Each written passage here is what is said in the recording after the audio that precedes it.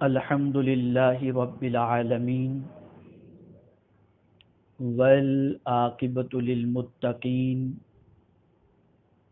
والصلاة والسلام علی سید الانبیاء والمرسلین وعلی آلہ واصحابہ الطیبین الطاہرین اما بعد فاعوذ باللہ من الشیطان الرجیم بسم اللہ الرحمن الرحیم لو کان فیہما آلہۃ الا اللہ لفسدتا فسبحان اللہ رب العرش عما یصفون صدق اللہ العظیم الصلاة والسلام علیک یا رسول اللہ الصلاة والسلام علیک یا حبیب اللہ الصلاة والسلام علیک یا نبی اللہ وعلی آلک واصحابک یا حبیب اللہ صلی اللہ تعالی علیہ وسلم۔ میرے پیارے آقا صلی اللہ تعالی علیہ وسلم کے پیارے دیوانوں اور خواتین اسلام، دل کی عطا گہرائیوں سے آپ تمامی حضرات کو اسلامی نیا سال مبارک ہو۔ اللہ رب العزت جل جلالہ اس نئے سال کو پوری دنیا کے مسلمانوں کے لیے خوشیوں کا، کامیابیوں کا، اطمینان کا اور سکون کا سال بنائے، اور پوری دنیا کے انسانوں کو ہر قسم کی بلا سے، بیماری سے، مصیبتوں سے، پریشانیوں سے محفوظ و مامون رکھے۔ میرے پیارے آقا صلی اللہ تعالی علیہ وسلم کے پیارے دیوانوں، آپ اور ہم اچھی طریقے سے جانتے ہیں کہ اسلامی نئے سال کا آغاز ماہ محرم شریف سے ہوتا ہے، اور جیسے ہی ماہ محرم شریف کا چاند افق پر نظر آتا ہے، پوری دنیا میں غلامان امام علی مقام علی جدہ وعلیہ الصلاۃ والسلام امام علی مقام کی محبت اور فروغ اسلام کے لیے، تحفظ اسلام کے لیے، اسلام کی آبیاری کے لیے ان کی قربانیوں کی یاد کو تازہ کرتے ہیں، اور پوری دنیا کا مسلمان ان کی بارگاہ میں ان کے اس احسان کے عوض جو انہوں نے صحیح دین ہم تک پہنچانے کے لیے قربانی پیش کی، اس احسان کا شکریہ ادا کرنے کی کوشش کرتے ہیں۔ میرے پیارے آقا صلی اللہ تعالی علیہ وسلم کے پیارے دیوانوں، امام علی مقام علی جدہ وعلیہ الصلاۃ والسلام کی ذات اللہ رب العزت جل جلالہ اور اس کے پیارے حبیب صلی اللہ علیہ وسلم کی محبت میں ڈوبی ہوئی ذات کا نام ہے۔ ان کا تعلق باللہ بھی مضبوط تھا، ان کا تعلق بالرسول بھی مضبوط تھا، ان کا تعلق بالقرآن بھی مضبوط تھا، اور انہوں نے اپنی پوری زندگی پوری دنیا کے انسانوں کو معبود سے جوڑنے کے لیے، رسول اعظم صلی اللہ علیہ وسلم سے جوڑنے کے لیے، اور قرآن مقدس سے جوڑنے کے لیے، اور اسلام سے وابستگی کے لیے انہوں نے اپنی پوری زندگی خرچ فرما دی۔ میرے پیارے آقا صلی اللہ تعالی علیہ وسلم کے پیارے دیوانوں، جتنے بھی انبیاء کرام علیہم الصلاۃ والسلام اس فرش گیتی پر تشریف لائے، ان سارے انبیاء کرام علیہم الصلاۃ والسلام کی آمد کا مقصد بندوں کو رب سے جوڑنا تھا۔ رب قدیر جل جلالہ نے سب کچھ ہمیں عطا فرمایا، وہی ہمارا خالق ہے، وہی ہمارا مالک ہے، وہی رزاق ہے، وہی زندگی دینے والا ہے، اور وہی موت دینے والا ہے۔ جس نے پیدا کیا اس سے تعلق کو استوار کرنا، اس کی بندگی کرنا اور اس کے علاوہ کسی کو معبود نہ جاننا اور نہ ماننا، یہ ایک بندے مسلم کی ذمہ داری بھی ہے، اور بندے مسلم کے لیے بلکہ ہر بندے کے لیے ضروری بھی ہے۔ میرے پیارے آقا صلی اللہ تعالی علیہ وسلم کے پیارے دیوانوں، بہت سارے مذاہب کے ماننے والے لوگ مختلف معاملات کے مختلف معبود بنا کے رکھے ہیں، اور تصور کرتے ہیں کہ آسمان سے بارش نازل کرنے والا معبود الگ ہے، زمین سے سبزہ اگانے والا، کھیتی اگانے والا معبود الگ ہے، چاند کا معبود الگ ہے، سورج کا معبود الگ ہے۔ تو کئی معبود کے حوالے سے بہت ساروں نے اپنی سوچ بنائے رکھی ہے۔ قرآن مقدس نے اسی سوچ کو غلط قرار دیتے ہوئے ایک معبود کی طرف بندوں کو مائل فرمایا اور ارشاد فرمایا کہ ایک کے علاوہ اگر کئی معبود ہوتے تو کیا ہوتا، اسے قرآن مقدس میں رب قدیر جل جلالہ نے خود ارشاد فرمایا لو کان فیہما آلہۃ الا اللہ لفسدتا فسبحان اللہ رب العرش عما یصفون۔ اگر آسمان و زمین میں اللہ کے سوا اور خدا ہوتے تو ضرور تباہ ہو جاتی، یعنی زمین و آسمان تباہ ہو جاتے۔ تو پاکی ہے اللہ عرش کے مالک کو ان باتوں سے جو یہ بناتے ہیں۔ یعنی جو لوگ یہ کہتے ہیں کہ آسمان کا مالک الگ ہے، خالق الگ ہے، زمین کا خالق الگ ہے، تو میرا رب ارشاد فرماتا ہے پاکی ہے اللہ عرش کے مالک کو ان باتوں سے جو یہ بناتے ہیں، یعنی میرا معبود ان ساری چیزوں سے پاک ہے جو یہ بنا رہے ہیں، جو یہ کہہ رہے ہیں۔ آئیے میں آپ کو تھوڑا سمجھاتا ہوا چلوں کہ اللہ رب العزت جل جلالہ کے بارے میں ہمارا عقیدہ کیا ہونا چاہیے، اور ساتھ ہی ساتھ یہ بھی آپ سمجھتے ہوئے چلیں کہ میرے پیارے آقا صلی اللہ تعالی علیہ وسلم کے پیارے دیوانوں، اللہ ایک کیوں؟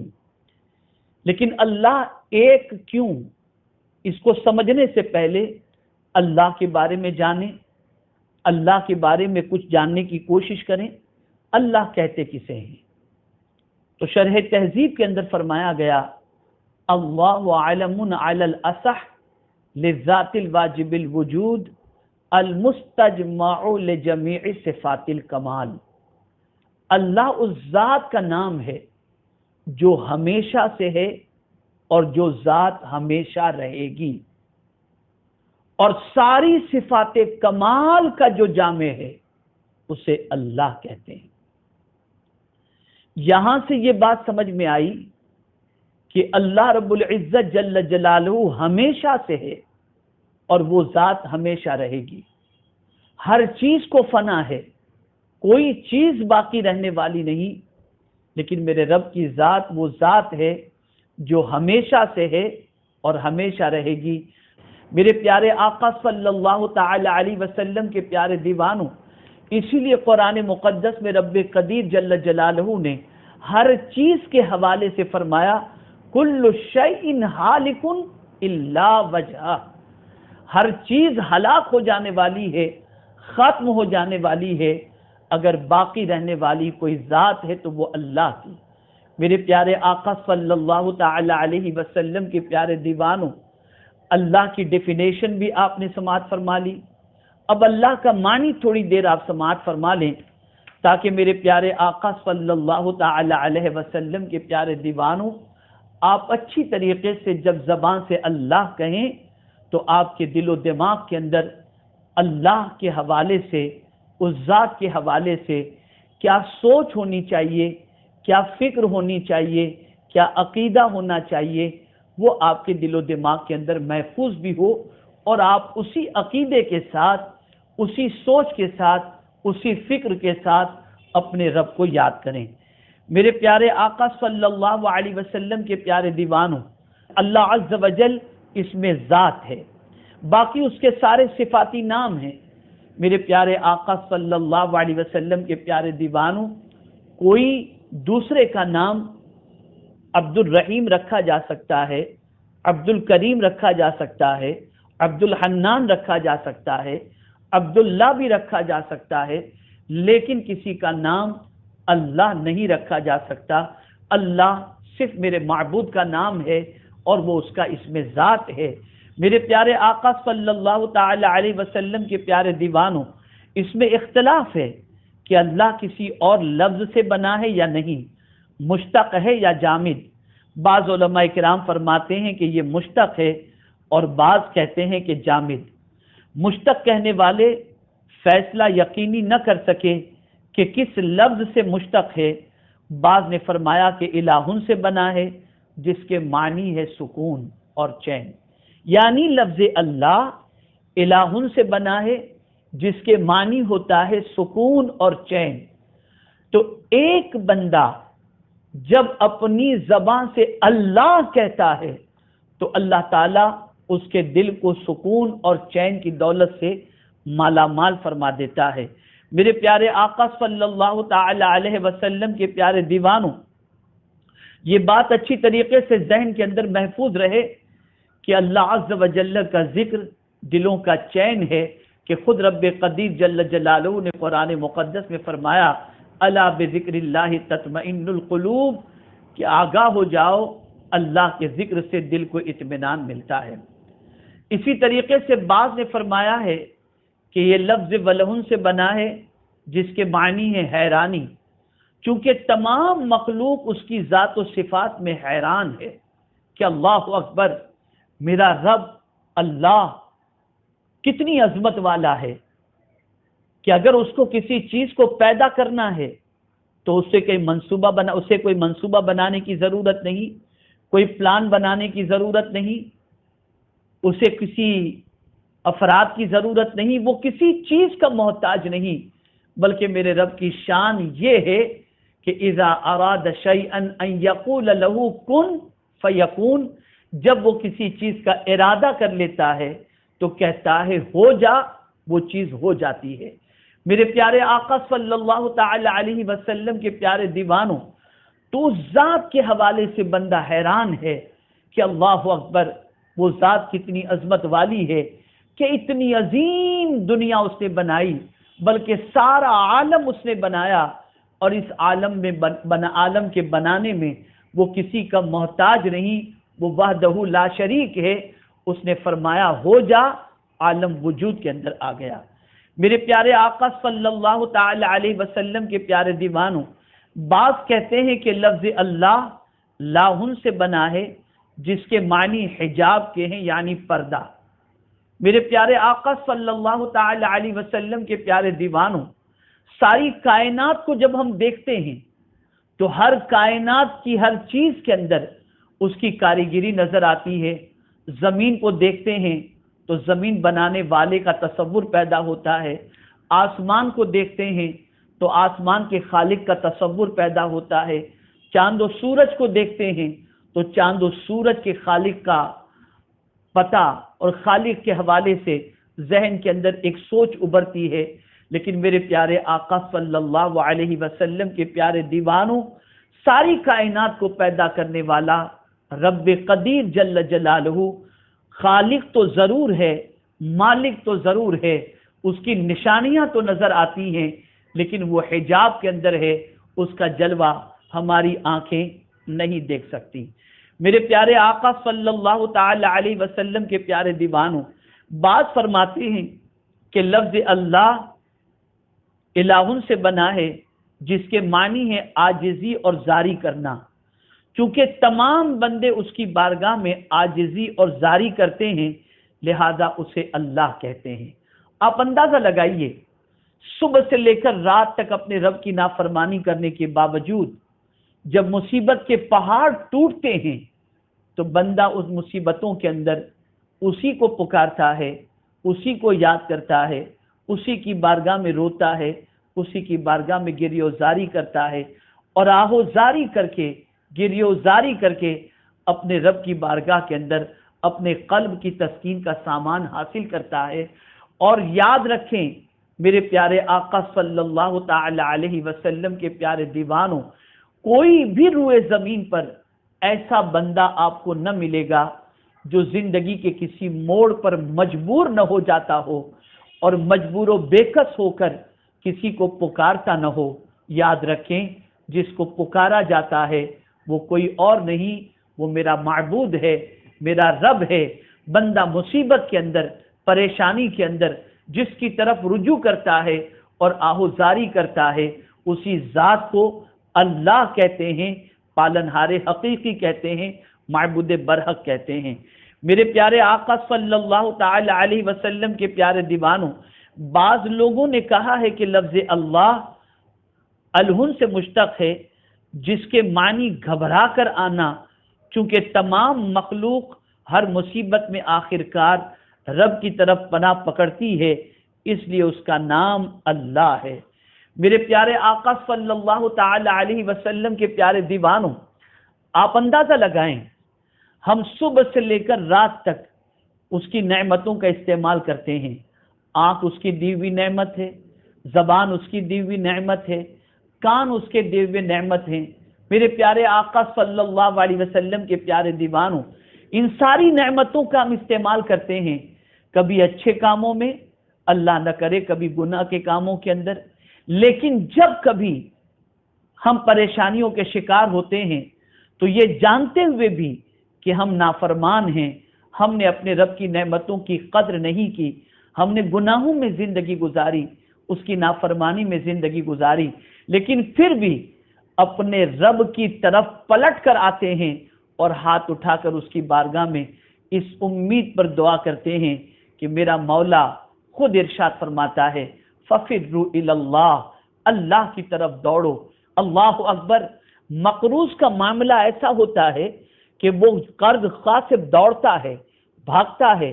اگر کسی کا قرض کسی انسان پر نکلتا ہے اور وہ انسان سامنے سے آ رہا ہو تو بندہ راستہ چینج کر دیتا ہے، لیکن پروردگار جل جلالہ کی شان کتنی نرالی اور عرف و اعلیٰ ہے کہ ہم اس کے دیے ہوئے انعام اور اس کی دی ہوئی نعمتوں کا مس یوز کرنے کے باوجود بھی وہ مصیبتوں میں یہ فرماتا ہے کہ تم گھبراؤ نہیں۔ امن یجیب المضطر اذا دعاہ ویکشف السوء، کون ہے جو بے قراروں کی فریاد سنتا ہے اور مصیبتوں کو دور کرتا ہے؟ میرے بندوں پلٹ آؤ میری طرف، لوٹ آؤ میری طرف، وہ اپنے بندوں کو بلاتا ہے۔ اس لیے آپ دیکھیں خود وہ ارشاد فرماتا ہے اجیب دعوت الداعی اذا دعان۔ اللہ اکبر۔ میرے پیارے آقا صلی اللہ علیہ وسلم کے پیارے دیوانوں، ہم یہ جو دیکھتے ہیں کہ ایک انسان اگر کسی کے یہاں ملازمت کرتا ہے، کسی کے یہاں جاب کرتا ہے اور سیٹ کی نافرمانی کی وجہ سے، سیٹ کی بات نہ ماننے کی وجہ سے، سیٹ کے حکم کو صحیح طور پر عملی جامہ نہ پہنانے کی وجہ سے سیٹ اس کو نکال دیتا ہے، تو پھر وہ پلٹ کر اپنے سیٹ کی طرف نہیں جاتا بلکہ بھاگا بھاگا پھرتا ہے۔ لیکن میرے پیارے آقا صلی اللہ علیہ وسلم کے پیارے دیوانوں، میرے رب کی شان یہ ہے کہ وہ بندوں کی نافرمانی کے باوجود، بندوں کے ارشاد، بندوں کا اللہ کے ارشاد پر عمل نہ کرنے کے باوجود، وہ اپنے بندوں کے دلوں میں اپنی محبت اس طرح سے بسا چکا ہے کہ نافرمانی کرنے کے باوجود بھی جب کوئی مصیبت آتی ہے، پریشانی آتی ہے، تو بندے کا وجدان یہ کہتا ہے کہ میں جس اللہ کو مانتا ہوں وہ رحمان و رحیم ہے، میں اگر اس کی طرف پلٹ کر کے جاؤں گا اور اس سے بھیک مانگوں گا تو وہ مجھے ٹھکرا نہیں دے گا، بلکہ اپنی دامن رحمت کے اندر پناہ دے کر، اپنے دامن رحمت میں پناہ دے کر وہ میری بگڑی کو بنا دے گا اور میری مصیبتوں کو دور کر دے گا۔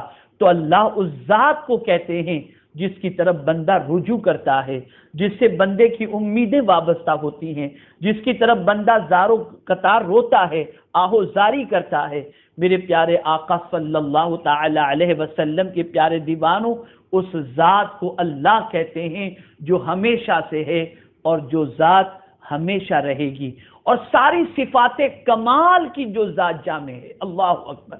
ساری صفات کمال، رزق دینا کمال کی صفت، زندگی دینا کمال کی صفت، یہ ساری جتنی بھی صفات کمالیہ ہیں، ان ساری صفات کمال کا جو جامع ہے اسے اللہ کہتے ہیں۔ یہ نہیں میرے پیارے آقا صلی اللہ علیہ وسلم کے پیارے دیوانوں کہ کبھی صفت کمال میں سے رزق کی جو ہے صفت ظاہر ہو رہی ہے، کبھی وہ فرمائے کہ اتنے بجے سے اتنے بجے تک رحمت فرمائے گا، اتنے بجے سے اتنے بجے تک شفا عطا فرمائے گا، نہیں، بلکہ میرے رب کی شان یہ ہے ہر صفت ہر وقت اس کی ذات کے اندر موجود ہے، اور جب جب بندہ جس چیز کا جائز چیزوں کا اللہ سے سوال کرے، میرا مولا اس کے سوال کو پورا فرماتا ہے، اس کے سوال کو سنتا ہے، اس کی دستگیری فرماتا ہے۔ جو پریشان ہے، مریض ہے، اگر شفا مانگے تو شفا دی جاتی ہے، کوئی رزق مانگے تو رزق دیا جاتا ہے، کوئی عزت مانگے تو عزت دی جاتی ہے۔ یہ ساری چیزیں دینے والی ذات میرے رب کی ہے، معبود کی ہے، پالنہار حقیقی کی ہے۔ میرے پیارے آقا صلی اللہ تعالی علیہ وسلم کے پیارے دیوانوں، قرآن مقدس میں رب قدیر جل جلالہ نے فرمایا کہ ایک کے علاوہ کئی معبود ہوتے، لو کان فیہما آلہۃ الا اللہ لفسدتا، اگر آسمان و زمین میں اللہ کے سوا اور خدا ہوتے تو ضرور وہ تباہ ہو جاتے، یعنی آسمان و زمین تباہ ہو جاتے۔ اب یہاں تھوڑا سا سمجھنے کی ضرورت ہے۔ میرے پیارے آقا صلی اللہ تعالی علیہ وسلم کے پیارے دیوانوں، دو خدا کا تصور کیوں؟ کئی خدا کا تصور کیوں؟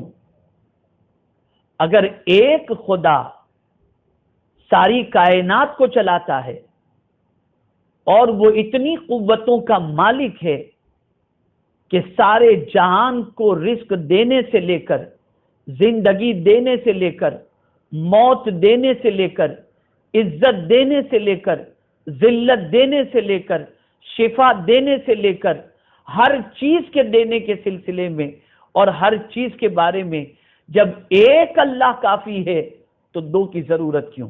اور اگر دو ہوتے تو کیا ہوتا؟ لفسدتا، قرآن کہتا ہے تو ضرور وہ تباہ ہو جاتے، یعنی زمین و آسمان تباہ ہو جاتے۔ اس لیے کہ ایک یہ کہتا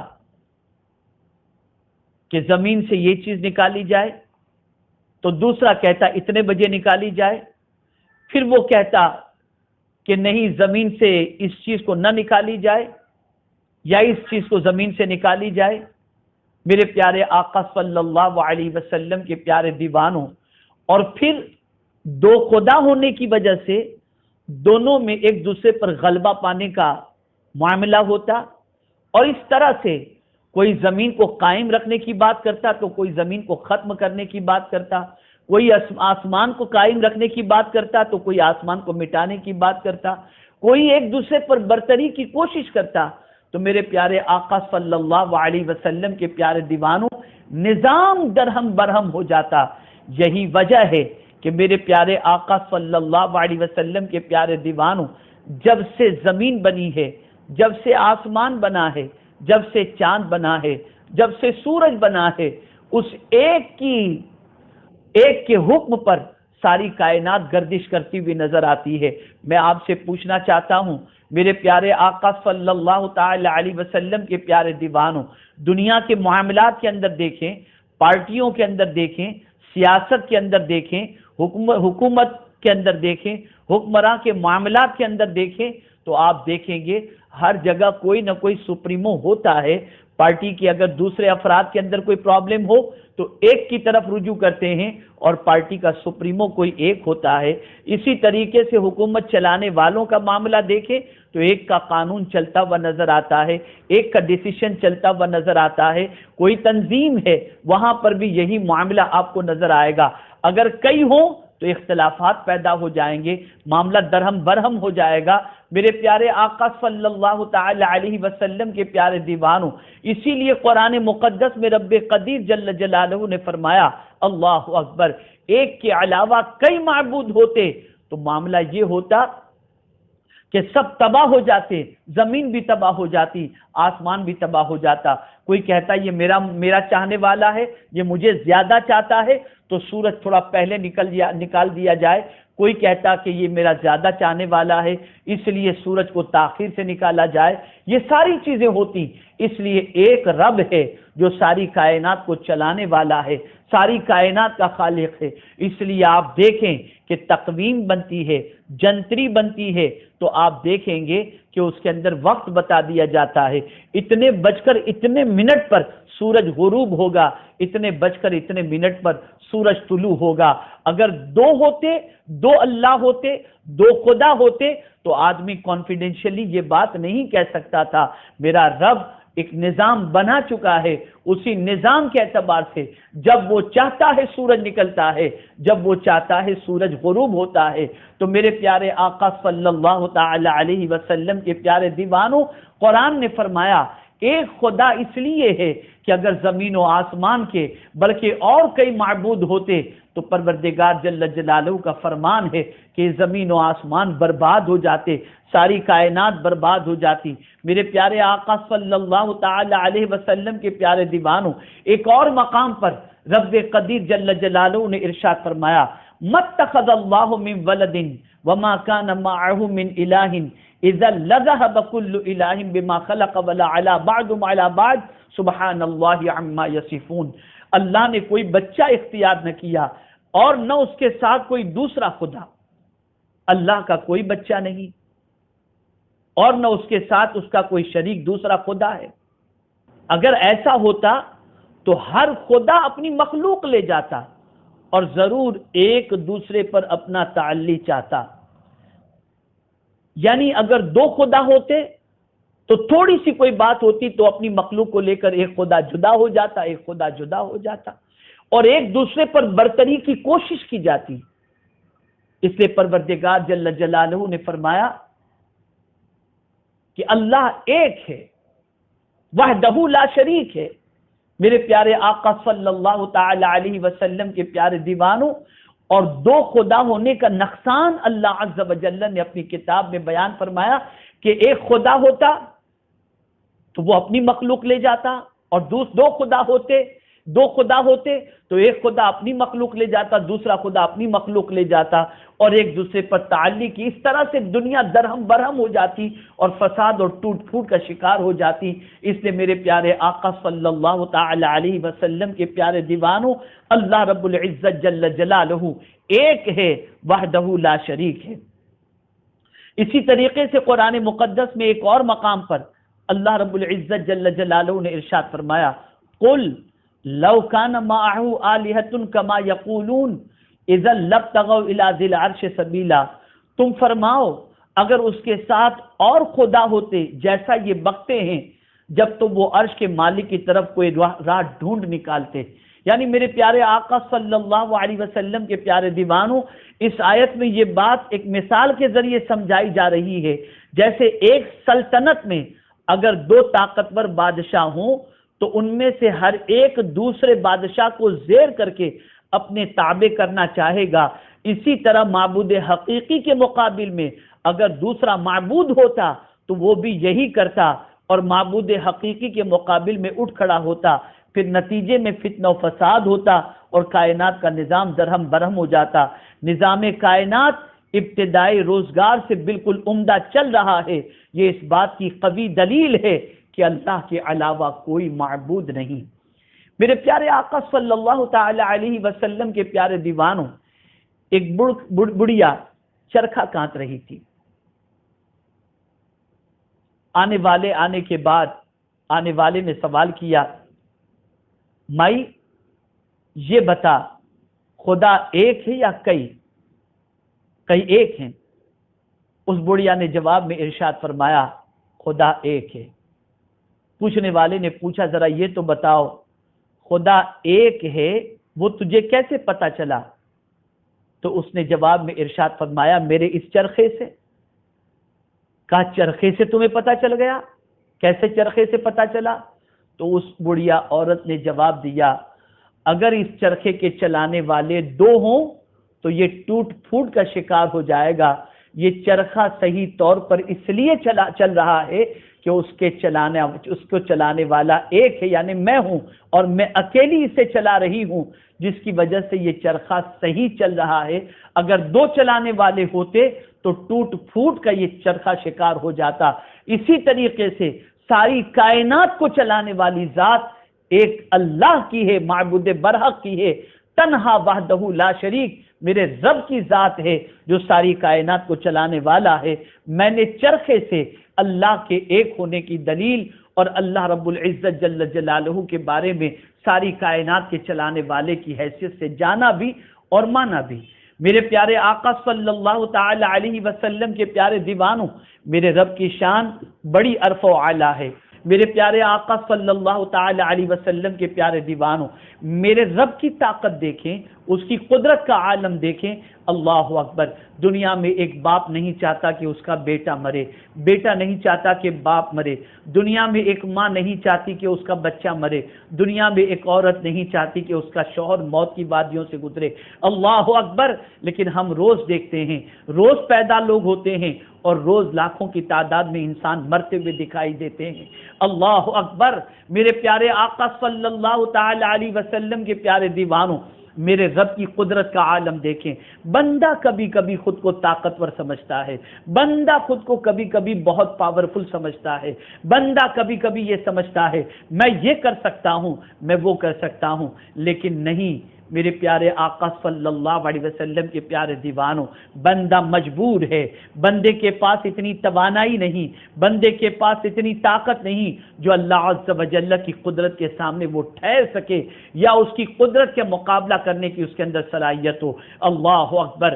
آپ دیکھیں میرے پیارے آقا صلی اللہ علیہ وسلم کے پیارے دیوانوں، یہ کورونا وائرس اور کووڈ 19 کی بلا جو بڑی تیزی سے پھیلی، لاکھوں لوگ لقمہ اجل بن گئے۔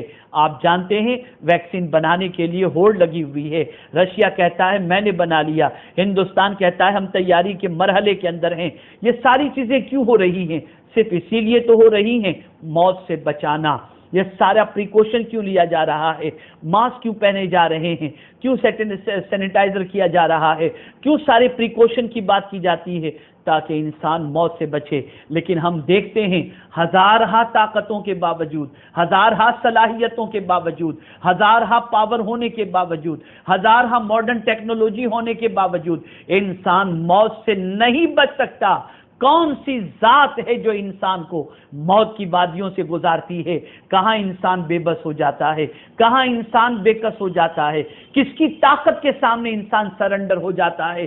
ذرا قرآن سے اللہ کی طاقت کا اندازہ لگا لو۔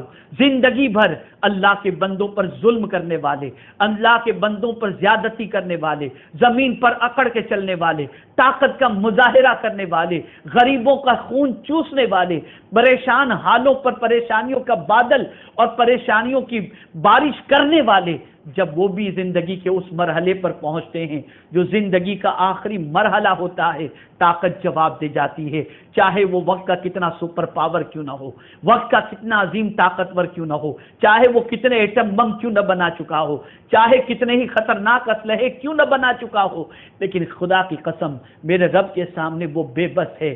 کون ہے جو انسان کو بے بس کر دیتا ہے؟ کون ہے جو انسان کو بے کس کر دیتا ہے؟ اے انسانوں، ذرا رب کی طاقت کا اندازہ لگانا ہو تو اس سے لگا لو، اور یہ چیز تمہارے ضمیر کو جھنجھوڑنے کے لیے بے پناہ کافی ہے۔ اور اس کے علاوہ اور میں کیا عرض کروں؟ آئیے قرآن کی روشنی میں اسے سمجھیں۔ سورہ واقعہ کی آیت نمبر 83 سے آپ سمجھنے کی کوشش کریں۔ پروردگار نے کس حد تک انسان کی بے بسی کا ذکر فرمایا اور اپنی طاقت کے حوالے سے انسان کے ضمیر کو جھنجھوڑنا چاہا اور بتایا کہ ایک خدا ہے اور ایک ہی خدا کس طریقے سے اپنے بندوں کی زندگی کے حوالے سے اپنی قدرت کے جلوے دکھاتا ہے۔ آپ دیکھیں میرے پیارے آقا صلی اللہ علیہ وسلم کے پیارے دیوانوں، ان آیات کو سمجھیں گے تو آپ قدرت کے سامنے سرنڈر ہو جائیں گے اور اپنے رب کے سامنے اپنی بے بسی کا اقرار کر لیں گے، اور اس کے بعد کبھی کسی کمزور پر ظلم نہیں کریں گے، کسی کمزور پر زیادتی نہیں کریں گے، کسی پر پریشانی کے بادل اور کسی پر پریشانی کے پتھر نہیں برسائیں گے، بلکہ ہمیشہ عاجزی اور انکساری کا مظاہرہ کریں گے۔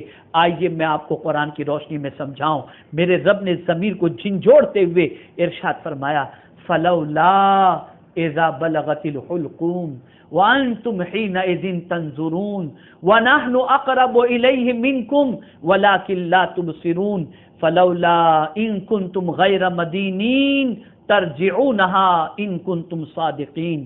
اللہ اکبر۔ میرے پیارے آقا صلی اللہ علیہ وسلم کے پیارے دیوانوں، رب ارشاد فرماتا ہے پس تم کیوں لوٹا نہیں دیتے جب روح حلق تک پہنچتی ہے۔ آپ دیکھیں بہت سارے کروڑ پتی، بہت سارے بلینر، اگر کسی کو کوئی مرض لاحق ہو جائے تو علاج و معالجے کے لیے کوئی امریکہ جاتا ہے، کوئی برطانیہ جاتا ہے، اور علاج کرانے کی وجہ کیا ہے؟ تاکہ زندگی بچ جائے۔ اللہ اکبر۔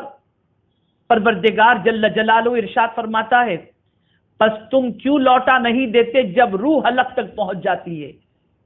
اب وہ انسان جس کے پاس دولت ہے، جس کے پاس سرمایہ ہے، جس کے پاس سورسز ہیں، جس کے پاس ساری چیزیں موجود ہیں، اور وہ انسان بیمار ہو جاتا ہے، اور بیمار ہونے کے بعد جب روح اس کے حلق تک پہنچ جاتی ہے، اب وہ چاہتا ہے کہ وہ روح حلق سے پھر زندگی کے اندر، جسم کے اندر داخل ہو جائے، پلٹ آئے جسم کے اندر۔ لیکن جب اس کی موت کا وقت آتا ہے اور قدرت کا فیصلہ اس کی موت کا ہو چکا ہوتا ہے، تو ہزارہ طاقتور ہونے کے باوجود، ہزارہ سورس ہونے کے باوجود، ہزارہ پیسے ہونے کے باوجود، ہزارہ مشینری ہونے کے باوجود، ہزارہ صلاحیت ہونے کے باوجود اس میں اتنی طاقت نہیں کہ وہ روح کو لوٹا دے۔ اللہ اکبر۔ میرے پیارے آقا صلی اللہ تعالی علیہ وسلم کے پیارے دیوانوں، باپ اگر موت کی دہلیز پر ہے تو بیٹا باپ کے سامنے کھڑا ہے، ڈاکٹر اس مریض کے سامنے کھڑا ہے، اور مریض کو ڈاکٹر دیکھ رہا ہے، بیٹا باپ کو دیکھ رہا ہے اور چاہتا ہے کہ میرا باپ بچ جائے۔ ڈاکٹر قریب ہے، بچہ قریب ہے، بیوی قریب ہے، ہر کوئی اس مریض کو دیکھ رہا ہے اور سوچ رہا ہے کہ سب ایفرٹ لگا دی جائیں، ساری طاقت لگا دی جائے اور اس کو موت سے بچا لیا جائے۔ قرآن کہتا ہے وَأَنْتُمْ حِينَئِذٍ تَنْظُرُونَ، اور تم اس وقت پاس بیٹھے دیکھ رہے ہوتے ہو، یعنی اس مریض کی سچویشن تم دیکھ رہے ہوتے ہو۔ کبھی تمہاری نظر مشین پر ہوتی ہے، کبھی تم دیکھتے ہو کہ پلس کی پوزیشن کیا ہے، یہ ساری چیزیں تم دیکھ رہے ہوتے ہو، اور ڈاکٹر سے کہتے ہو ڈاکٹر بچا لو جتنا بھی خرچ ہو۔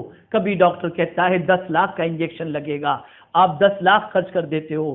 کبھی کہتا ہے 40 لاکھ کا انجیکشن لگے گا، آپ اسے خرچ کر دیتے ہو، ساری صلاحیتیں جھونک دیتے ہو، اور اس کے قریب رہ کر یہ تصور کرتے ہو اور یہ سوچتے ہو بچا لیں اسے۔